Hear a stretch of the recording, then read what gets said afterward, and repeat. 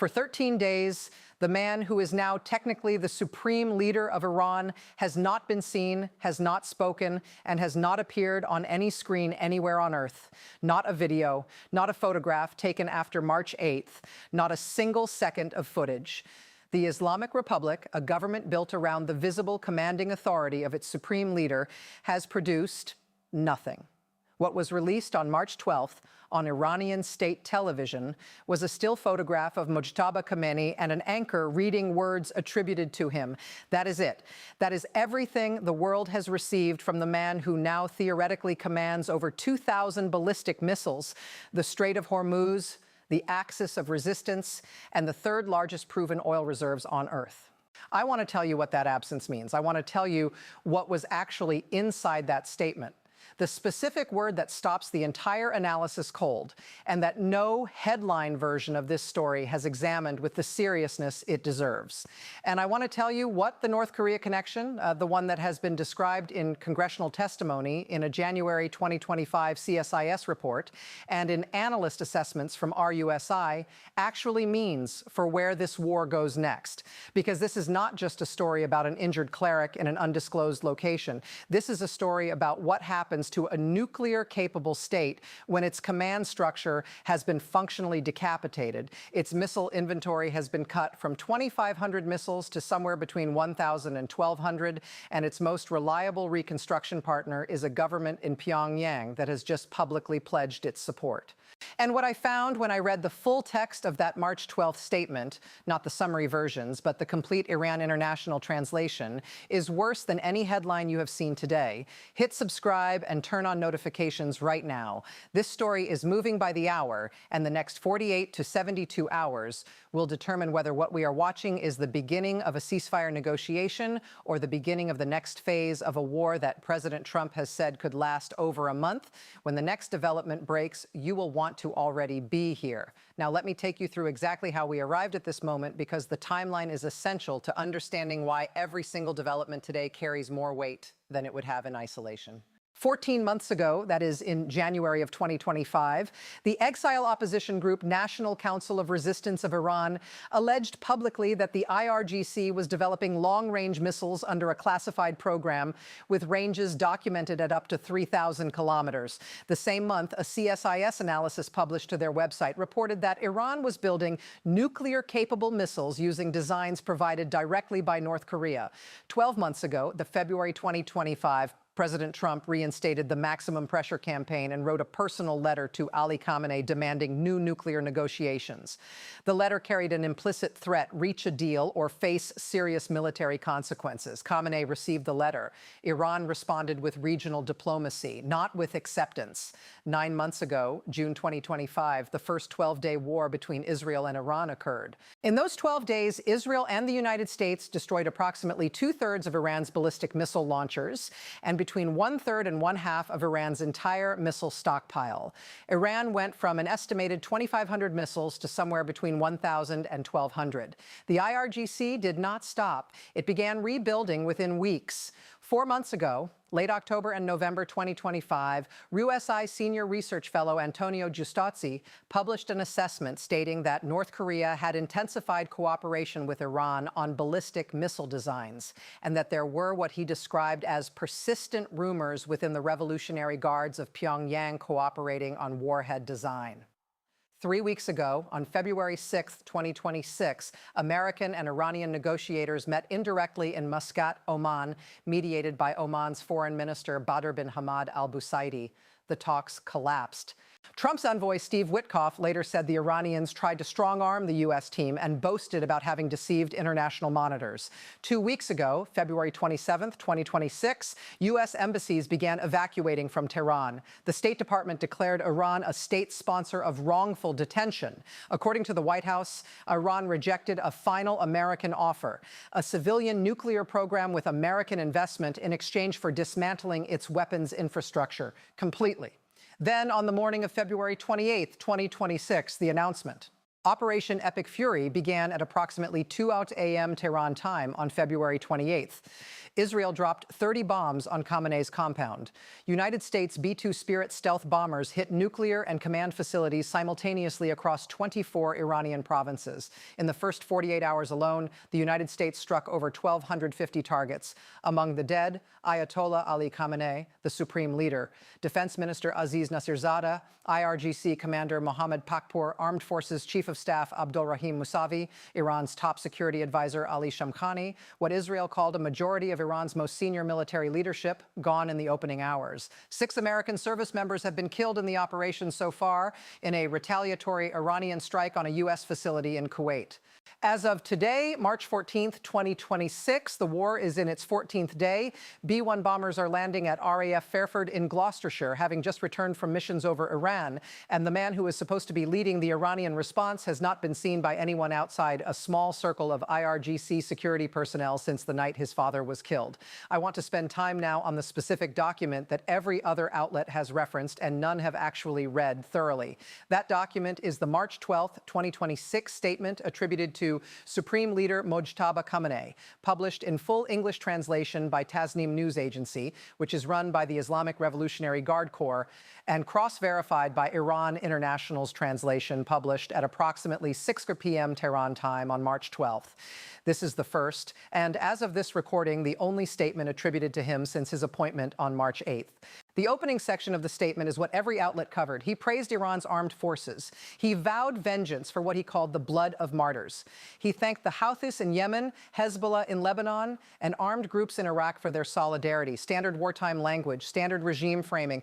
But then the statement reaches a second passage, a strategic directive, and this is the part that has not received the analysis it demands. The passage reads, and I am giving you the Iran International Verified Translation. Certainly, the lever of blocking the Strait of Hormuz must continue to be used. Read that again.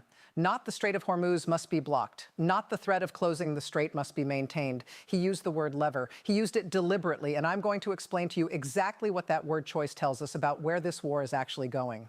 Then there is a third passage buried later in the same statement that the mainstream coverage of this story has almost entirely missed. It states, again in direct translation, studies have been conducted regarding the opening of other fronts in which the enemy has little experience and is highly vulnerable. Activating them will take place if the state of war continues and if it serves our interests. 2 passages, 1 document. Read them together, and they do not describe a defensive posture. They describe a deliberate escalation strategy with conditions attached. The strait is the lever, the known pressure point, the one already in use. The other fronts are unstated, unidentified, and explicitly described as fronts where U.S.-Israeli forces have, in the words of the statement, little experience and are highly vulnerable. That convergence tells you something about the next phase that no one is yet prepared for. What those other fronts are, I will address in a moment. The word was lever. He did not say blockade. He did not say last resort. He did not say threat. He said lever. The Strait of Hormuz as a tool you pick up, apply pressure with, put down when objectives are met, and pick back up when they are not. That single word rules out the possibility that Iran intends to permanently close the strait. Permanent closure does not serve Iran, whose own tankers, according to Eurasia Group President Ian Bremmer's observation on March 12th, are still passing through carrying oil to China. What the word lever tells you is that this is a negotiating instrument. It is calibrated, it is adjustable, it is being used to create pressure toward a specific outcome. The question that every analyst in Washington, London, and Tel Aviv should be asking right now is not whether Iran will close the strait. It is what outcome Iran is using the lever to achieve. And the answer to that question will tell you everything about whether this war ends in the next 4 weeks or enters a phase that makes the last 14 days look like the opening act. I have to be fair here. The other side has a point, several points actually. The first counter-argument comes from Eurasia Group President Ian Bremmer, who noted publicly on March 12th that the Strait of Hormuz is not, in his assessment, completely closed. Iranian tankers are still passing through. Chinese oil imports from Iran are still flowing. The argument in its strongest form is that Mojtaba Khamenei's statement is a performance piece designed for domestic consumption, that a wounded regime needs to project strength without taking actions that would cut off its own economic lifeline. Bremmer is a serious analyst, and this is a serious point. The second counterargument is made most forcefully by scholars in the deterrence and conflict termination space, and it goes like this. Every belligerent in a war it is losing needs an off-ramp. Iran's missile inventory has been devastated. Iran's air defenses have been destroyed. The U.S. has established, in the words of Chairman of the Joint Chiefs General Dan Kane at a Pentagon briefing on March the 2nd, local air superiority over Iranian airspace. The counter-argument is that Mojtaba Khamenei's statement is not a genuine escalation document. It is a face-saving mechanism designed to allow eventual negotiation without making the regime appear to have capitulated. Georgetown University's Iran expert Mehran Kamrava, speaking from Doha, has argued that the regime's instinct right now is survival, not escalation. The third counter-argument, and in many ways the most compelling, is the humanitarian one. The UNHCR reported on March 12th that as many as 3.2 million people have been displaced inside Iran since the war began on February 28th. This figure, according to the agency, is preliminary and likely to continue rising. The argument made by several international law scholars and UN officials, including Secretary General Antonio Guterres, who told the Security Council that an opportunity for diplomacy was squandered, is that the civilian cost of this war demands immediate de-escalation regardless of the strategic calculus. These are real people, 3.2 million of them at last verified count, displaced in the middle of winter in a country under active bombardment. But here is where I have to be direct. The Strait of Hormuz is not just a lever for Iran, it is a pressure point on the entire global economy. And Iran's demonstrated willingness to use it, combined with the documented North Korean reconstruction partnership I'm about to describe, means that even a severely damaged Iran retains escalatory options that do not require functional air defenses or a visible supreme leader to execute. The word lever in that statement, read against the backdrop of the North Korea cooperation evidence, tells you that Iran's leadership, however compromised physically, is thinking beyond the immediate military confrontation to the post-war reconstruction of exactly the capabilities the U.S. and Israel just spent 14 days destroying. That is not a regime in the final stages of collapse. That is a regime in the final stages of endurance and trying to survive long enough to rebuild. Let me draw the direct line to your life right now, because this is not abstract geopolitics. This is your grocery bill, your retirement account, and potentially your family's security. On energy, roughly 1/5 of global oil consumption normally transits the Strait of Hormuz every single day.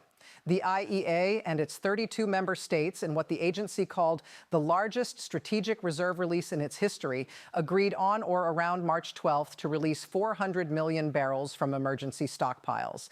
The United States is contributing 172 million barrels, approximately 40% of the total. IEA Executive Director Fatih Birol said the decision was aimed at stabilizing supply. That is the good news. The bad news, which analysts were already articulating the same day, is that strategic reserve releases can only partially offset a prolonged disruption. President Trump acknowledged on March 12th that oil prices have spiked. He called the spike temporary. He may be right. But a ship carrying Iraqi fuel oil caught fire in Iraq's territorial waters near Basra on March 12th after what Iraqi port officials described as unidentified attacks targeting 2 foreign tankers. That is not a temporary disruption. That is a shooting war against commercial shipping. The shipping insurance rates on vessels transiting the region have risen sharply since the war began, and every cent of that cost gets passed to the price of goods that were on those ships. Spring planting season in the American Midwest begins within weeks. Fertilizer, which is produced and shipped from facilities in the Gulf region, has already seen supply disruptions. The wheat harvest this fall will be smaller than projected. The price of bread at your grocery store by late summer is not a prediction. It is a mathematical consequence of what is happening right now in the Persian Gulf. On your retirement, the energy sector exposure in most diversified retirement portfolios is significant. Oil price volatility of the kind we are watching now, triggered by a shooting war in the world's most important oil transit corridor, is not a temporary adjustment event. It is a sustained uncertainty premium. Defense sector equities have moved sharply upward since February 28th. That is the other side of this ledger. But for anyone with broad market exposure, the combination of energy disruption, shipping insurance costs, supply chain strain, and geopolitical risk premium is not a favorable set of conditions for portfolio stability. On your family, there are U.S. service members deployed to the Middle East right now as part of the largest American military buildup in the region since the 2003 invasion of Iraq, according to Air and Space Forces magazine. 6 have already been killed. Secretary of Defense Pete Hegseth has not ruled out ground troops. President Trump has said the campaign may last over a month. If you have family in the military, this is not a background story. This is their story. Now to the experts. And I want to be precise about who is saying what, because the convergence across very different analytical frameworks is what makes this particular assessment credible. Cho Han-bum, a senior analyst at the Korea Institute for National Security in Seoul, told the South China Morning Post on March 12th that North Korea and Iran will, in his direct assessment, likely resume cooperation in missiles and rebuilding uranium enrichment facilities after the war ends. His reasoning? Iran acutely feels the need to secure capabilities to mount massive retaliatory attacks, and North Korea is the only actor willing and capable of providing that assistance. David Albright, founder of the Institute for Science and International Security, in a February 20th, 2026 assessment that is the most current nuclear probabilistic analysis I have been able to locate, put the probability of Iran eventually building a nuclear weapon at approximately 50%, and noted that one worrisome pathway is that Iran may attempt to build its first nuclear weapon in secret. Mark Gunzinger, director of future concepts and capability assessments at the Mitchell Institute for Aerospace Studies and a former B-52 pilot, told Defense One on March 5th that the U.S. Air Force is using its bomber force, including B-1 Lancers and B-52s, quite effectively, and specifically noted that Iran is not a peer adversary in any way, which is why the B-1s are now conducting missions with gravity bombs rather than the precision standoff munitions used in the opening days when Iranian air defenses were still functional. And Antonio Giustozzi, a senior research fellow at RUSI in London, published an assessment in late 2025 noting what he described as persistent rumors within the Revolutionary Guards of North Korean cooperation on warhead design, and stating plainly that North Korea now appears to be the only potentially viable reconstruction option for Iran's nuclear and missile infrastructure. What all 4 of these analysts agree on, a military aviation expert, a nuclear physicist, an Asia security specialist, and a British intelligence researcher, is this: the damage to Iran's military infrastructure is severe and real, and Iran will attempt to rebuild it almost certainly with North Korean assistance. And that reconstruction effort creates the next nuclear proliferation crisis before this war is even over. When professionals across the entire ideological spectrum converge on the same assessment, that convergence is the most reliable signal available. Now, here is what nobody in the mainstream coverage of this story is saying out loud. The United States and Israel did not eliminate Iran's nuclear threat. They accelerated Iran's motivation to acquire one, and in doing so, may have made North Korea the most consequential actor in the next phase of the Middle East's nuclear history. Every Iranian strategic planner who survived Operation Epic Fury has now witnessed firsthand what happens to a state without nuclear deterrence when it faces a U.S.-Israeli joint strike operation. Every single one of them has read the same lesson from the same event. Iraq in 2003, Libya in 2011, Iran in 2026. The countries that gave up their weapons programs were bombed. North Korea, which refused, was not.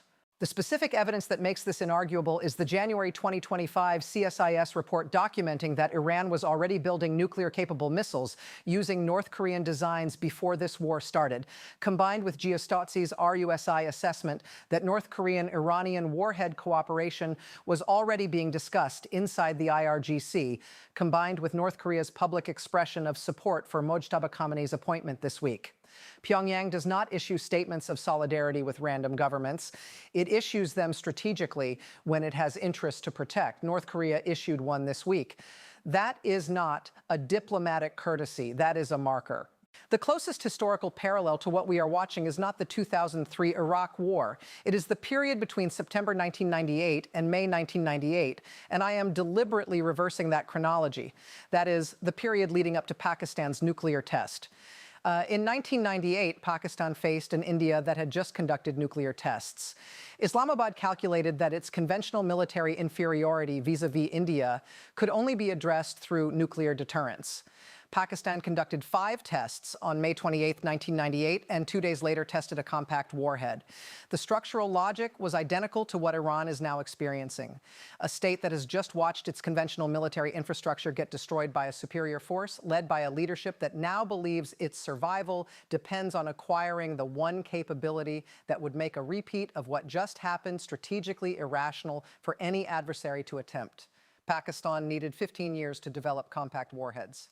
Iran, with North Korean technical assistance, with an already documented enrichment infrastructure, even if partially degraded, and with a documented motivation that did not exist before February 28, 2026, is starting that clock from a much more advanced position than Pakistan was in 1983. That is what the historical outcome implies for the current path. Here is what to watch for. On or before March 15, 2026, the next 48 hours, watch whether Iran issues any direct communication that responds to potential ceasefire proposals. Iran's President Masoud Pezeshkian has already set conditions for ending the war, reparations and guarantees against future aggression. If no ceasefire signal emerges by March 15th, the U.S. bombing surge that Hegseth warned was coming will likely begin in force. On March 20th, 2026, in the Persian New Year, Nowruz, watch what, if anything, Mojtaba Khamenei produces. Nowruz is the single most important public moment in the Iranian calendar.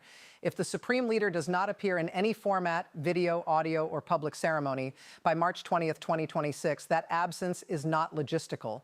That is a signal about his actual physical condition and the degree to which the IRGC is making decisions without him. On March 21st, the UN Security Council is expected to take up a formal resolution on the conflict. Watch which countries abstain. The abstention pattern will tell you more about the emerging international coalition around Iran's reconstruction than any official statement. On March 28, 2026, 60 days from the war's start, the war powers resolution clock expires for congressional authorization. Watch whether the Trump administration seeks a formal authorization for the use of military force or simply continues under the existing executive authority claim. Senate Majority Leader John Thune has already said he believes the president has the authority he needs. If Congress says nothing about a formal AUMF vote before March 28th, that silence has meaning. And on any day between now and the end of the month, watch for any report of North Korean technical personnel in Iran or any intercept satellite image or intelligence leak suggesting that DPRK Iranian military cooperation has moved from the advisory to the operational phase. That is the tripwire.